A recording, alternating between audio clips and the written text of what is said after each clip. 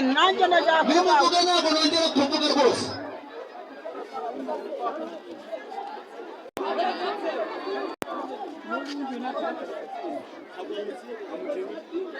Yesu Kristo ari we jambo waretse gusa kuzamugera.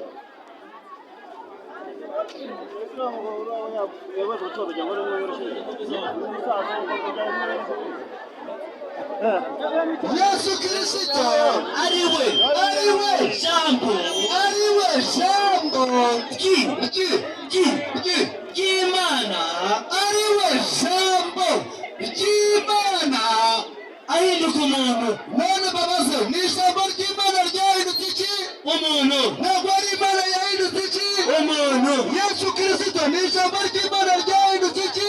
Ryahindutse umuntu. Ntabwo ari Imana yahindutse iki? Ntabwo ari Imana yahindutse umuntu.